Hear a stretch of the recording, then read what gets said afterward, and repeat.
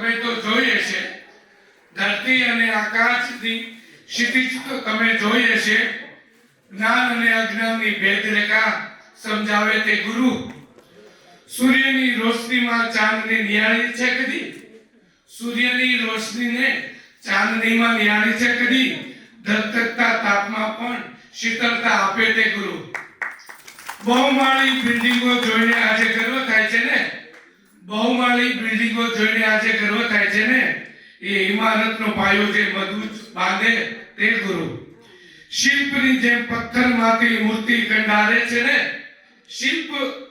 શિલ્પી જેમ પથ્થરમાંથી મૂર્તિ કંડારે છે ને, એમ જીરોમાંથી હીરોનું સર્જન કરે તે ગુરુ. આપણી સમક્ષ પરમ આદરણીય પૂજ્ય સ્વામીશ્રી પધારી રહ્યા છે. આપણે એને હું ત્રિવેદી પરિવાર વતી તેમનું હાર્દિક શબ્દ દ્વારા સ્વાગત કરું છું. અમારી લાડકીજી હેતાના લગ્નમાં પધારી અને તેમના નવજીવનને આશીર્વાદ આપવા માટે આપનો કિંમતી સમય અમને આપ્યો છે, તે બદલ અમે આપ સૌના ઋણી છીએ.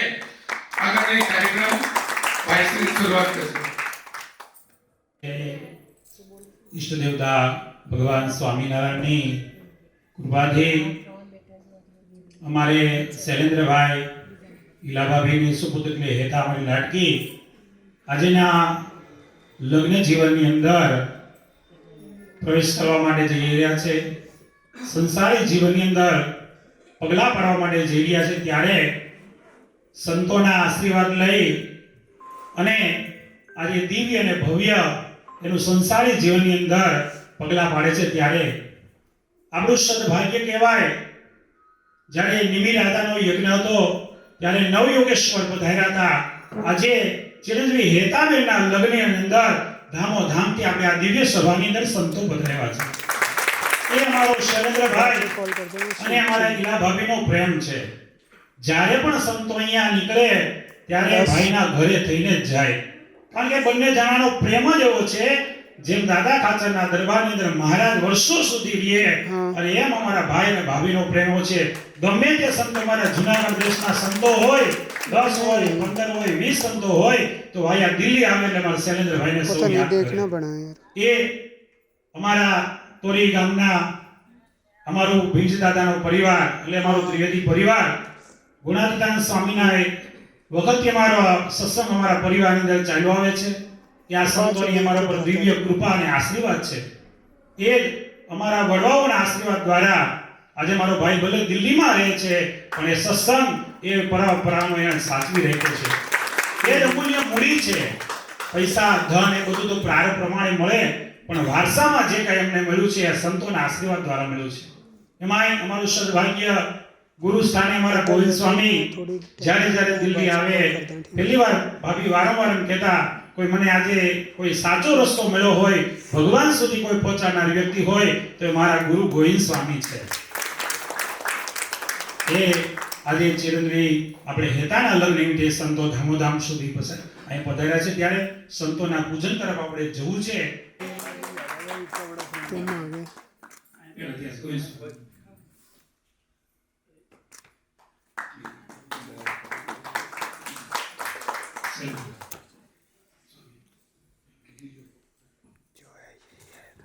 और हरिवल्लभ स्वामी का पूजन करेंगे हमारे राकेश जी, हमारे समधी है। हरिद्वार मंदिर से और वृंदावन मंदिर से हमारे स्वामी जी पधारे, उसका पूजन हमारे राकेश जी समधी जी करेंगे।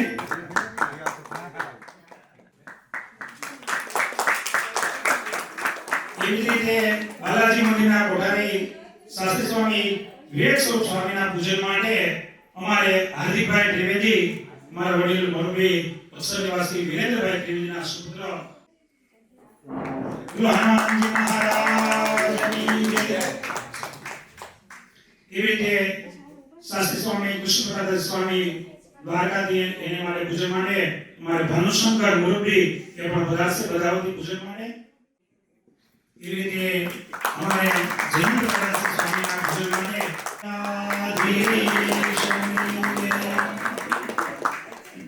હરિદ્વાર શ્રી શાસ્ત્રી સ્વામી સાગર સ્વામીના પૂજન માટે અમારે અહીંયા પ્રકાશભાઈ એક્ટિવ જે બધા કામની અંદર એવા પ્રકાશભાઈને વિનંતી કરીએ એ પણ સ્વામીના પૂજન માટે આવશે. હવે આપણે સંતોના આશીર્વાદ તરફ જવું છે. ઘણો બધો સમય વ્યતીત થઈ ગયો છે. સંતો પણ સવારથી અખિલમ મંગલમ સ્વયં મંગલ મૂર્તિરાસુ જગતો નિત્યમ ક્રિયાન મંગલમ. પરમ પૂજ્ય પ્રાતઃ સ્મરણીય પૂજ્યપાદ કોઠારી સ્વામી શ્રી ગોવિંદ પ્રસાદદાસજી સ્વામી દ્વારકા, પૂજ્યપાદ શાસ્ત્રી સ્વામી રાધારમણદાસજી સ્વામી ભૂપેન્દ્ર રોડ બોરડી વાળું સ્વામિનારાયણ મંદિર મહંત શ્રી તેમજ બાલાજી હનુમાનજી મહારાજના મહંત એવા પૂજ્ય વિવેક સાગર સ્વામી, પૂજ્ય દ્વારકાના ગોવિંદ સ્વામીના પટશી સેવા શાસ્ત્રી સ્વામી કૃષ્ણ પ્રકાશદાસજી સ્વામી, તેમજ એમના કોઠારી અને અત્યારે સમગ્ર આશ્રમનું સંચાલન કરતા એવા જેપી સ્વામી, તેમજ અમારા ગવૈયા ગંગાસાગર સ્વામી અને તમે આ ઉપસ્થિત એવા શૈલેષભાઈ, હરીન્દ્રભાઈ તેમજ બધા જ એ પરિવારના ભક્તોને અમારા દાદાથી જય સ્વામિનારાયણ. આજ હેતાબેનના લગ્ન પ્રસંગે આ બધા સંતો આશીર્વાદ દેવા માટે પધાર્યા છે. ઠેઠ દ્વારકાથી લઈને હરિદ્વાર સુધી બોલો, અને વૃંદાવનથી લઈને રાજકોટ સુધી બધાય આ સંતો આવ્યા છે. એનું માત્ર ને માત્ર કારણ પ્રેમ, લગાવ. આ તોરીનો પરિવાર હોય પણ દિલ્હીમાં ઠેઠ પહોંચ્યા. અમારે હરિદ્વારથી વૃંદાવન જઈ ત્યારે ચા પાણી નાસ્તો જે કાંઈ જરૂરિયાત હોય તો શૈલેષભાઈને હેરાન કરી. અને બંને જણાનો એવો પ્રેમ કે દાદા ખાચરની જાનમાં સ્વામિનારાયણ ભગવાનને જવું પડ્યું શૈલેષભાઈ, એમ આજે અમારે બધાને આવવું પડ્યું. પુણ્ય પ્રગટ થયું જ્યારે સ્વામિનારાયણ મળ્યા ત્યારે. એમ આ સંતો બધા આપણને ક્યારે મળે? તમારો લગાવ, તમારો પ્રેમ, તમારી લાગણી. અને હેતાબેનના આ લગ્ન ગ્રંથિઓથી જોડાવા માટે સંતો આશીર્વાદ આપે કે ભી તમારો સંસાર સાગર સરસ મજાનો વ્યવસ્થિત ચાલે અને સાથે સાથે ભગવાનની ભક્તિ આપે. તમારા જમાઈરાજને પણ અમે મળ્યા હતા અને દર વખતે જાય ત્યારે 99% ઘેરે જમાડવામાં આવે જ હોય. એનું માત્ર ને માત્ર કારણ તમે જેવાની સાથે સંબંધ રાખો ને એવા તમને સંસ્કાર મળે, એવા તમને સંબંધ હોય એટલે તમને એવાની સાથે જોડાવે. આજે તમને દ્વારકા વાળા ગોવિંદ સ્વામીની સાથે અને આ સંતોની સાથે જોડાવનાર હોય તો શૈલેષભાઈ એનો પરિવાર છે. એટલે એમાં પણ તમારા જમાઈના પણ અહોભાગ્ય ધન્યભાગ્ય છે કે આવા સંતો તમને મળ્યા છે. સંતનો મહિમા તમે બધા જાણો છો. જુનાગઢ રાધારમણદેવ ગુણાતીતાન સ્વામીની પરંપરાના તમે અમે બધા છીએ. આજે હેતાબેનના લગ્નમાં અમે હરિદ્વાર, વૃંદાવન અને અમારા સ્વામિનારાયણ સંપ્રદાય જે ગંગાજી કિનારે ને યમુનાજી કિનારે હોય એના બધાય વતી આશીર્વાદ ખૂબ આપીએ છીએ. અને અમારા રાધારમણ સ્વામી, અમારા વિવેક સ્વામી, અમારા કૃષ્ણ પ્રકાશ સ્વામી એ બધા પણ થોડા આશીર્વાદ બધાય આપશે. અને ભગવાન તમારું સર્વ પ્રકારે મંગળ કરે અને ખૂબ સુખિયા રાખે, ખૂબ ભગવાનની ભક્તિ આપે એવી ઘનશ્યામ મહારાજ, ગંગા મૈયા, યમુના મૈયાના ચરણોમાં પ્રાર્થના. અત્યારે હું પૂજ્ય કેપી સ્વામીને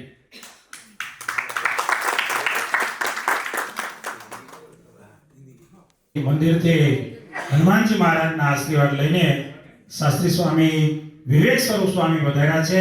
તો સ્વામીના વિવેકસાગર સ્વામી વધાર્યા છે ત્યારે પૂજન આપણે એના આશીર્વાદ લઈએ. આવો વિવેક સ્વામી સ્વાગત. વર્ણિવે શર્મણીય દર્શનમ મંદઃ સરુચિરાનનાભુજમ પૂજિતમ સુરનરો તમેર્મુદા ધર્મનંદનમહં વિચિંતયે. ઈષ્ટદેવ ભગવાન શ્રી સ્વામિનારાયણ મહાપ્રભુ દ્વારકા મંદિરના સ્થાપક અમારા સૌના ગુરુતુલ્ય એવા સદગુરુવર્ય કોઠારી સ્વામી ગોવિંદ પ્રસાદ દરજી સ્વામી, હરિદ્વારથી પધારેલા પરમ પૂજ્ય સદગુરુ હરિવલ્લભદાસજી સ્વામી, રાજકોટ મંદિરના મહંત મારા પરમ સ્નેહી પૂજ્ય શાસ્ત્રી રાધારમણદાસજી સ્વામી, પૂજ્ય ગોવિંદ સ્વામીના કૃપાપાત્ર શિષ્યમાં પૂજ્ય શાસ્ત્રી કેપી સ્વામી, જેપી સ્વામી, ગંગાસાગર સ્વામી અને અત્રે ઉપસ્થિત ત્રિવેદી પરિવાર અને એમના આમંત્રણને માન આપીને અત્રે આવેલા સર્વે ભક્તજનો. આમ તો ક્યાં દ્વારકા અને ક્યાં દિલ્હી, મને રાધારામ સ્વામીએ કહ્યું કે મને તો ખબર જ નહોતી, મને કે કેપી સ્વામીના ભાઈ છે ને ત્યાં જવાનું છે, પૂજા છે. કઈ વાંધો નહીં.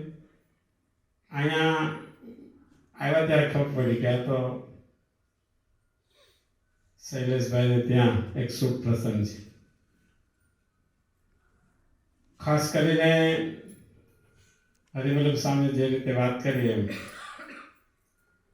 લગ્ન ગ્રંથિથી તો બહુ જોડાય છે.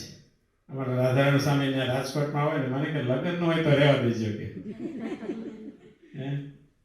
એક લગ્નના પ્રસંગથી બી અમે ક્યાંક જમણવાર હોય તો કે એ રહેવા દે કે મને રહેવા દે કે. પણ તમારા બધાનો ભાવ જોઈને ઠેઠ અહીંયા દિલ્હી સુધી એમને અહીંયા આવવું પડ્યું. આમ જોવો તો આ બધા સંતો છે ને એ બધા એક એક પ્રાંતના કોઈ ધારાસભ્ય હોય ને એને જેટલું વર્ક હોય ને એનાથી વધારે છે. અમારા હરિવલ્લભ સ્વામીને કેવડું મોટું સામ્રાજ્ય છે સમજ્યા. પૂજ્ય ગોવિંદ સ્વામીને પણ કેટલી લગભગ 18 થી 20 કોલેજો આવે છે એ કેમ્પસ.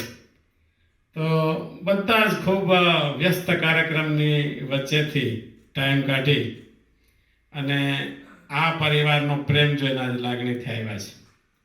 એટલે એની ઉપરથી ખબર પડે કે આ પરિવારનો પ્રેમ કેવો હશે. નારાયણ જેવું જોડું થાય એ લગ્ન ગ્રંથિ તો આમ તો સંસ્કાર પ્રમાણે બધા વિધિ વિધાન તો કરતા હોય. આપણે ઘણી વાર એમ કે છે કે લગ્ન પહેલા કુંડળી મેળવે, ગ્રહ મેળવે, એના કરતા સ્વભાવ મેળવે તો બહુ સારું. નાનું મોટું થોડું પૂછે, થોડા આડો તૈના આડો ડુંગર હોય એમાંથી આખા કુટુંબ છીન થઈ જતા હોય. તો ભગવાનને પ્રાર્થના કરી આ પરિવાર ઉપર ખૂબ આવીને આવી પ્રસન્નતા રહે અને આ લગ્ન ગ્રંથિથી જોડાયેલો આ પરિવાર બેન હેતા અને મયંકભાઈ એમની ખૂબ ઉત્તરોત્તર પ્રગતિ કરતા રહે. એમના પરિવારમાં શૈલેષભાઈ જેવો ભાવ રહે એવી પ્રાર્થના કરી. पूर्ण कृपा के फलस्वरूप आज त्रिवेदी परिवार में एक शुभ अवसर, एक मंगल अवसर पर हमारे मयंक और हेता को शुभाशीष प्रदान करने के लिए हमारे बीच बड़ी दूर नगरी से हम सबके गुरु स्थान पर विराजमान सदगुरुवर्य कोठारी स्वामी गोविंद प्रसाद दास जी स्वामी द्वारिका से उनकी उपस्थिति है. और भारतवर्ष की वैसी एक भूमि, वैसे तो कहा जाए कि एक तरफ से गोमती आई और एक तरफ से गंगा आई, तो ऐसे हरिद्वार से हमारे बीच शास्त्री स्वामी हरिवल्लभदास जी स्वामी, उनकी पावन उपस्थिति, राजकोट स्वामीनारायण मंदिर के महंत हमारे स्नेही शास्त्री स्वामी श्री राधारमण दास जी स्वामी, अभी याद किया लक्ष्मी नारायण देव, तो लक्ष्मी नारायण देव के आशीर्वाद लेकर हमारे बीच उपस्थित है। वैसे ही पूरे राजकोट शहर का हृदय कहा जाए ऐसे बालाजी हनुमान जी महाराज, आप कहीं भी पूरे भारतवर्ष में मंदिरों में दर्शन करने जाएंगे तो वहां ठाकुर जी को पर्दा लगाकर शयन करा दिया जाता है, मगर हमारे राजकोट के बालाजी है वो कभी सोते ही नहीं है, निरंतर भक्तों को दर्शन देते हैं। ऐसे बालाजी हनुमान जी महाराज के कोठारी पूज्य विवेक सागर दास जी स्वामी, उनकी विशेष उपस्थिति है यहाँ पर। वैसे ही मैंने अभी हमारे गुरु बंधु का जब सम्मान हो रहा था तो थोड़ी हंसी में उनसे कहा कि आप तो कोठारी हो, हमारे जयेंद्र स्वामी एक जेपी जामजोधपुर में है और एक जेपी द्वारका में है, और दोनों की सीट नक्की की हुई है कोठारी, तो उनका सीधा संबंध आर्थिक व्यवस्था से होता है। तो हमारे हेता के मामा, क्या नाम, अतुल भाई, वो भी आर्थिक राजधानी से आते हैं। तो ऐसे हमारे आश्रम के कोठारी और मेरे गुरु बंधु शास्त्री स्वामी जयेंद्र प्रकाश दास जी स्वामी द्वारिका से उपस्थित है। गंगा तो आ गई, मगर गंगा और सागर का मिलन, ऐसे हमारे गंगा सागर स्वामी हरिद्वार से उपस्थित है। आप सभी त्रिवेदी परिवार के स्नेही संबंधी मयंक और उनके पूज्य पिताश्री, आप सभी को भाव से जय स्वामीनारायण, जय द्वारिकाधीश। टाइम तो हमारा 4 बजे तक का है, अभी 4 बज जाएंगे और आप सबको भात भरना है ना। अभी कोई बात नहीं, हम लोग तो अभी चले जाएंगे, आपके पास पूरी रात है और हमारे पास रात है नहीं, सबको पहुंचना है 5 बजे एयरपोर्ट। आज एक मंगल अवसर, एक वही पिता भाग्यशाली है जिसके यहाँ बेटी का जन्म होता है, इसीलिए सर्वोच्च दान उसे कहा गया है। और यह दान स्वीकारने के लिए स्वयं भगवान श्री हरि भी लालायित रहते, स्वयं अवधरदानी भगवान सदाशिव जो पूरे दुनिया से पर है, वह भी दक्ष प्रजापति के माध्यम से हो या हिमालय के माध्यम से कन्यादान का स्वीकार करने के लिए वह भी लालायित रहते हैं। ऐसा सर्वोच्च दान यदि कोई है तो वो कन्यादान है। तो कोई ऐसे भाग्यशाली पिता होते हैं, उसे ऐसा परम सौभाग्य प्राप्त होता है। तो आज हमारे शैलेंद्र भाई और इला भाभी को यह अवसर प्राप्त हुआ है, और यह अवसर भी दिल्ली में, और यहाँ इतने संतों की उपस्थिति में। कहीं भी द्वारिका से बाहर जाना हो तो पहले ना ही कह देंगे, नहीं मुझे नहीं आना है, मगर जब दिल्ली की बात हुई तो गुरु ने कह दिया कि नहीं मुझे तो आना ही है। कल ही यहाँ आने के बाद आप सब तो व्यस्त थे, क्या था यहाँ कार्यक्रम था ना, कल कुछ क्या था, रिंग सेरेमनी या कुछ था, तो मैं तो वहां कमरे में अकेला था। अब क्या किया जाए, लोग आए घंटी बजा रहे थे मगर दूसरे के कमरे में, मेरे कमरे में नहीं। तो मैं क्या करूं, तो मार्कंडेय पुराण मेरे साथ था, तो बैठे बैठे मार्कंडेय पुराण का मैं पाठ कर रहा था। तो परम सौभाग्य किसे कहा जाता है उस विषय में मैं चर्चा कर रहा हूं। मार्कंडेय पुराण में एक बहुत सुंदर बात आई कि व्यक्ति का सौभाग्य महान और कहा जाता है। तो कहते हैं जो व्यक्ति अपने बलबूते पर, अपने पुरुषार्थ से कोई सिद्धि को प्राप्त कर ले, तो तो उसे परम सौभाग्य कहा जाता है। हमारे शैलेंद्र भाई ने अपने पुरुषार्थ से यह नामना प्राप्त की। दूसरी बात बताई,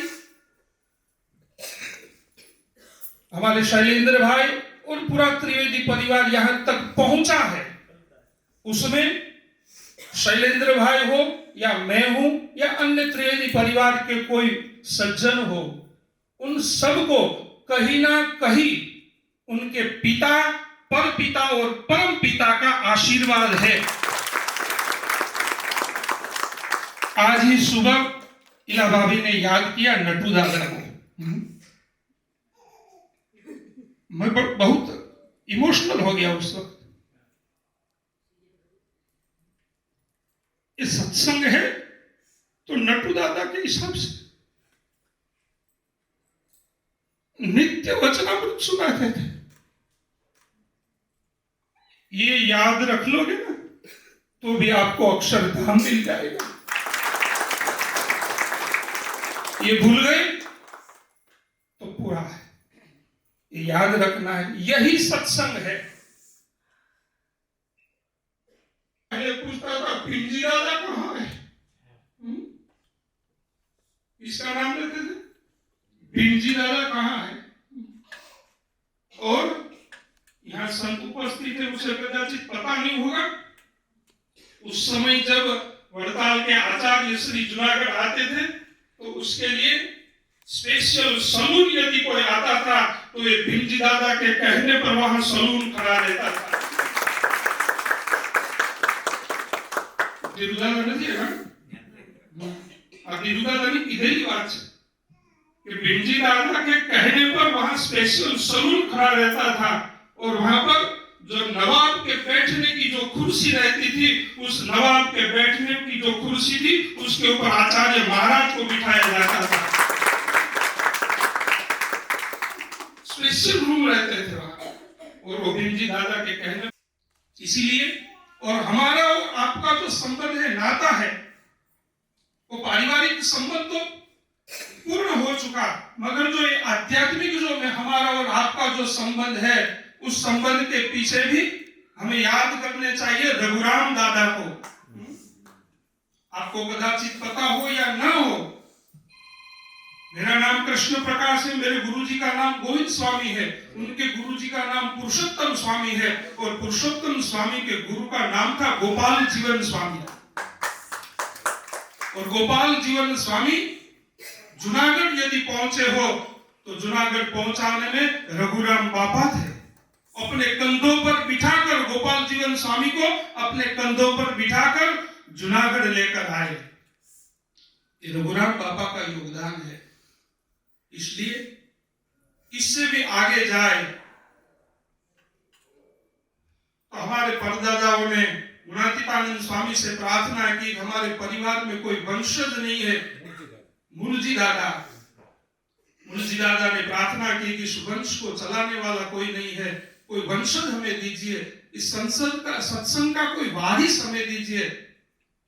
और उस समय गुणातीतानंद स्वामी ने 2 बाल यहाँ काक में से निकालकर 2 बाल दे दिए कि जाओ, आपके यहाँ 2 पुत्रों का जन्म होगा, वो आपके वंश को भी चलाएगा और उसी वंश में सत्संग ही रहेगा।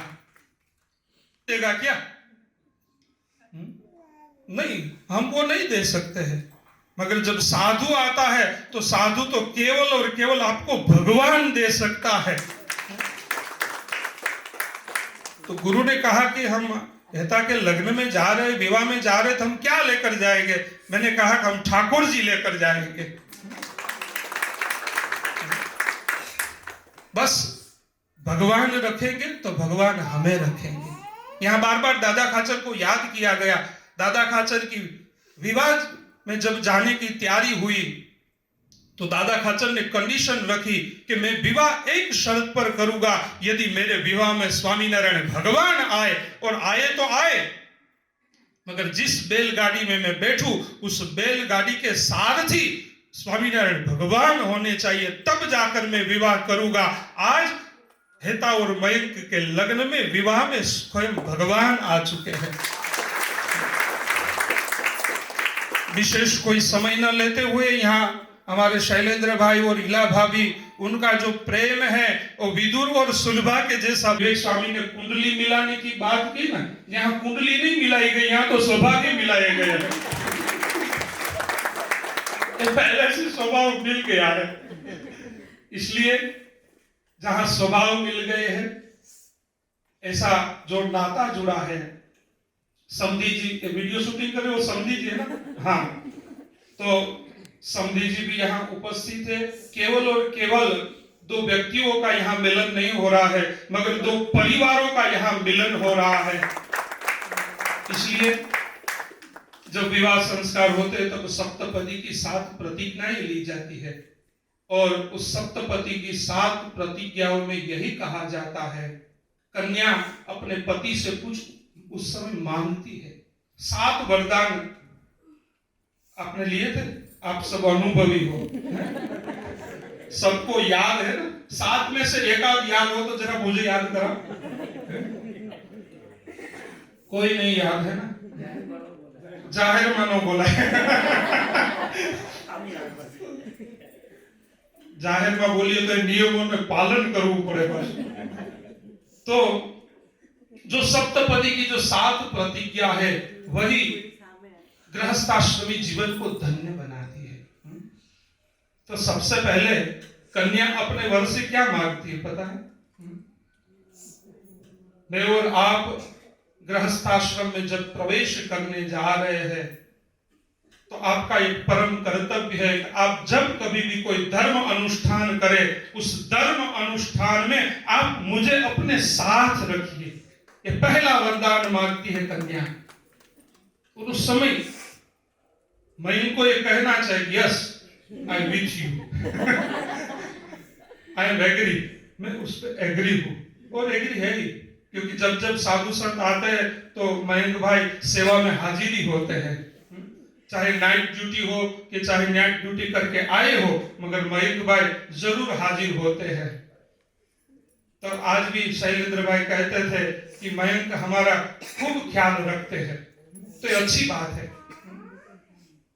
मर्यादा पुरुषोत्तम रामचंद्र जी भगवान को जब अश्वमेध यज्ञ करना था तो उस समय सीता जी वाल्मीकि ऋषि के आश्रम में थी। अश्वमेध यज्ञ जरूरी है, मगर अकेले राम जी वो यज्ञ नहीं कर सकते हैं। तो गुरुदेव वशिष्ठ मुनि ने कहा कि शास्त्रों में एक मार्ग बताया गया कि यदि पत्नी उपस्थित न हो तो स्वर्ण की मूर्ति बनाकर उसे पास में बिठाकर यह यज्ञ संपन्न किया जाए। मैं इसलिए कह रहा हूं कि कोई भी धार्मिक अनुष्ठान हो वो कभी अकेले नहीं करना चाहिए, सब पत्नी करना चाहिए। वह राम जी ने करके दिखाए। बाकी तो कई है वो बोलने लायक भी नहीं है। दीपू भगत, अन्य सभी हमारे जो पीयूष भाई है, चंदू भगत है, पार्थ भगत है, सभी की ओर से हृदय पूर्वक की शुभकामनाओं के साथ पूरे त्रिवेदी परिवार का भगवान राधिकाधीश और स्वामीनारायण भगवान सर्व रूप से मंगल करे, यही शुभकामनाओं के साथ पुनः पुनः आप सभी का कल्याण हो, यही प्रार्थना के साथ मैं पूज्य राधारमण स्वामी से विनंती करूंगा कि हिंदी में कुछ बोले। और शैलेंद्र भाई की सुपुत्री का विवाह प्रसंग होने जा रहा है। इस पावन अवसर पर जैसे कि मेरे पूर्व वक्ताओं ने बताया, इससे इस परिवार पर जिनका सदैव आशीर्वाद बना रहा है, ऐसे हमारे भी गुरु है, आपके अकेले के नहीं है। ऐसे पूज्य गुरुवर्य कोठारी स्वामी श्री गोविंद प्रसाद दाजी स्वामी, गुरुवर्य पूज्य शास्त्री स्वामी हरिवल्लभ दाजी स्वामी, बालाजी मंदिर के कोठारी पूज्य विवेक सागर दाजी स्वामी, इस परिवार से आध्यात्मिक संबंध तो है, गोत्र का भी संबंध जिसका है, गोत्र है तो पुत्र भी है। ऐसे मेरे परम स्नेही पूज्य के स्वामी जी, पूज्य जेपी स्वामी जी, गंगासागर स्वामी जी, शैलेंद्र भाई, एमना नाना भाई, एमना जयेंद्र भाई, मेन भाई हीराबेन, उपस्थित सब दोनों परिवार के संबंधी लोग। पहली बात तो यह है, जैसे विवेक सागर स्वामी ने बताया कि लग्न की बात आए ना, कि लग्न के प्रसंग में जाना है तो मैं मना कर देना, मुझे रहने दो। एक तो जहाँ गोविंद स्वामी या हरिगुरु स्वामी कहें, वहाँ मना करने की कोई गुंजाइश ही नहीं रहती है। और यहाँ शैलेंद्र भाई के घर पर प्रसंग है, अपने लाडली का प्रसंग है, विवाह प्रसंग है, इसीलिए मना नहीं कर सकते, नहीं किया जा सकता। जबकि स्वामी ने बताया वो कोरोना के पहले हम आए थे हरिद्वार, 40-50 साल से वो हरिद्वार से ट्रेन थी और यहाँ से फ्लाइट में जाना था, तो रेलवे स्टेशन पर आ गए, कितना डब्बा भर भर के हो। मैंने कहा कि आपको धन्यवाद देना चाहिए, इतने बड़े ज्यादा संख्या में संत लोग आए थे और आपने इतना बना के ले आए, कब बनाया आपने? वो बात करना इजी है, लेकिन जब वो करना पड़ता है तब पता चलता है कितना प्रेम है। मेरे गुरु जी ऐसे कहते थे कि जो संसार है ना, उसमें परीक्षा नहीं है ना, इसीलिए संसार चलता है। जब परीक्षा आई तो लगभग 60-70% फेल ही होते हैं। कहते हैं मुझे बहुत तुझ पर प्रेम है, लेकिन वो बोलने में अच्छा लगता है, सुनने में अच्छा लगता है, लेकिन जब परीक्षा होती है तब पता चलता है कितना प्रेम है। क्योंकि रामचरितमानस में भी कहा है कि धीरज धर्म मित्र करुणारी, आपत्काल परखिए चारी। जब आपत्काल आता है ना, आपत्कालीन समय, तब मानस का देह कई बार गए हैं, लेकिन ऐसा प्रसंग हमने कहीं नहीं देखा। ये लग्न का प्रसंग ऐसा लगता ही नहीं जैसे सत्संग सभा हो, कहीं ऐसी सभा में सोना ही अगली कछे उपकार है ना, ये कभी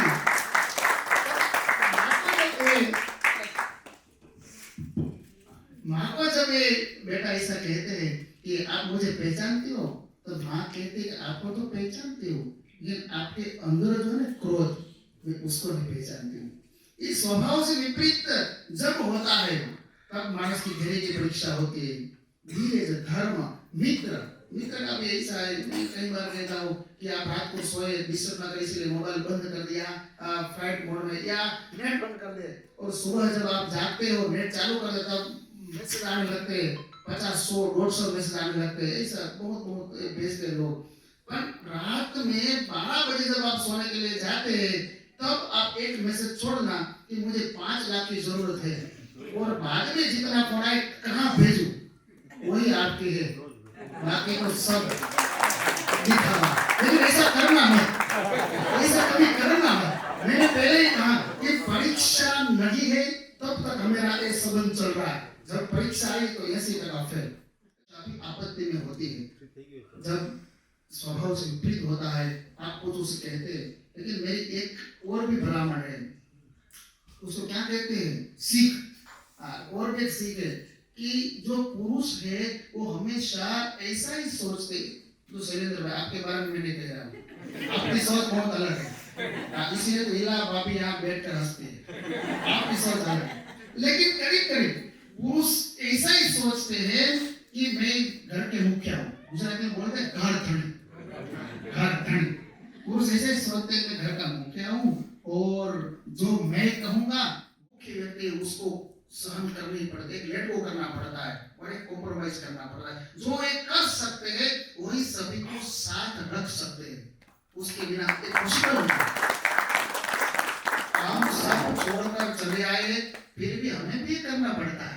तो आपको तो संसार में आप ये तो करना ही पड़ेगा। मैं बात बताऊं, एक दिन था, रात का 9 बजे, तो शयन आरती होती है 9:15 बजे। तो जब मंदिर बंद हुआ तो 9-9:15 बजे एक हरि भगत जा रहे थे, तो उसको पूछा स्वामी जी ने कि आप कहाँ जा रहे हो? तो उसने कहा लड़ने के लिए। क्या लड़ने के लिए? ये रात का 9:15 बजे और आपको अभी किसके साथ लड़े? मेरी पत्नी के साथ। फिर पर क्यों? तो उसने अपनी पूरी घटना बताई कि मैं घर पर पहुंचूंगा 9:30 होंगे, मैं डोरबेल बजाऊंगा, वो धर्मपत्नी आएगी पूरे सज धज के और मुझे अंदर जाना है, उसको बाहर जाना है। और जैसे मैं प्रवेश करूंगा तो कहेंगे मुझे रेस कोर्स घूमने के लिए ले जाओ, तो मैं मना करूंगा, मैं कहूँगा नहीं मैं थक गया हूँ, तो मेरे से लड़ेगी, तो बाद में वो भी सो जाएगी, मैं भी सो जाऊंगा। मैंने कहा ये संसार में क्या मजा है, आनंद करने के लिए सुख के लिए शादी की हो रही तो दुख की बात हुई। पर वो स्वामी जी ने कहा कि भाई ये सब मना क्यों करते हैं, एक बार ले जाओ। अरे स्वामी जी आपको पता नहीं है, एक बार हाथ कहूंगा ना तो बार बार कहेंगे। तो पुरुषों को ये तकलीफ है, ये इसीलिए तो जो लोग लग्न के मंडप पे गए हैं, यहाँ का मुझे पता नहीं, लेकिन ये दादा लग्न कराते हैं, हरिंदर उसको पता है, जैसे वो चौथे फेरे लेते हैं ना, तो जब पूरा हुआ ना हुआ, वो जो जिसका लग्न है ना, जिसकी शादी, उसकी जितनी उतावल नहीं, उसकी जो अणवर रहते हैं ना, अणवर में पता चलता है ना, वो शेरवानी सूरत से भाड़े से मंगाई हुई है, तो नहीं है, वो खेत की सीधी बिठाएंगे, उसको ऐसा जो भाई पहले बैठ जाए तो घर में उसका चलेगा, ऐसा सबको ऐसा लगता है घर में मेरी चले, मेरी सब सुने, सबको ऐसा है। तो वो भाई को ऐसा डर था कि यदि मैं ले जाऊंगा तो कहेंगे कि बस मुझे अभी जाना है। मैंने कहा कि स्वामीनारायण भगवान को याद करो, वो महान संतों को याद करो और आप जाओ, कहना कि नहीं चल ले जाओ। तो वो गया घर पे, डोरबेल बजाया, धर्मपत्नी बाहर निकली कि मुझे रेस को जाना है, तो उसने कहा चलो, आज चल गए, तो अब आज नहीं अब कल जाएंगे। चल गया, उसको तकलीफ ये थी कि आप मुझे मना क्यों कर रहे हो, आपकी जिम्मेदारी है मुझे भी कुछ रखने का, आप मना करते हैं। इसीलिए मैं कहता हूँ कि पति है तो दो बात करनी, जिसकी शादी हो गई, जिस करनी है, वो दो बात हमेशा अपने जीवन में याद रख ले, और वो मंत्र बना के याद रख ले। क्या करना, एक पत्नी को, एक पति को आदर करना, और पति को क्या करना, पत्नी को प्रेम करना, बस इतना ही करना है। पति पत्नी का झगड़ा खत्म, इतना ही करना। जब पति ऑफिस से आए या कोई अपने धंधे बिजनेस से घर पर आए और जब डोरबेल मारे और तब पत्नी आए और सामने देखे वो हाथ तो थक गए लगते, आपकी तबीयत अच्छी नहीं हो क्या, सिर दर्द करता है, मैं आलू अदरक वाली चाय बना दूं, ऐसा बोलेंगे तो पति का पूरा थक दूर हो जाएगा। लेकिन अंदर प्रवेश किया, कहाँ गए थे, इतनी देर क्यों लगा दी, और घर में चाय पत्ती नहीं है, घर में शुगर नहीं है, घर में ए नहीं है, ते नहीं है, ऐसा ऐसा बोलेंगे तो उसका जो मगज है ना, मगज का बाटला फट जाएगा।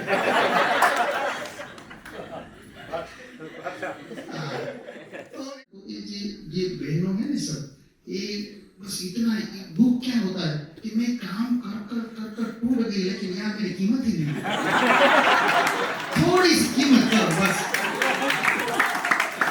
अच्छा खाना बनाती है, बहुत अच्छा, ऐसी बात करना, इसमें क्या है, प्रिय वाक्य प्रदान सर्वे तुष्यन्ति जन्तवा तस्मात् तदेव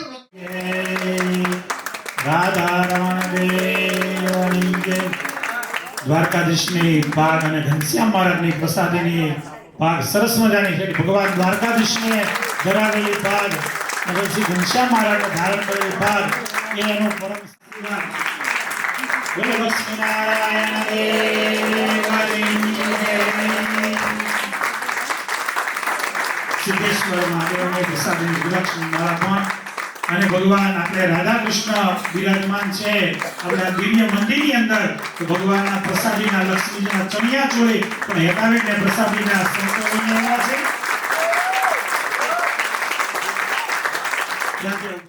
બ્લેન્કેટ લઈને પ્રસાદ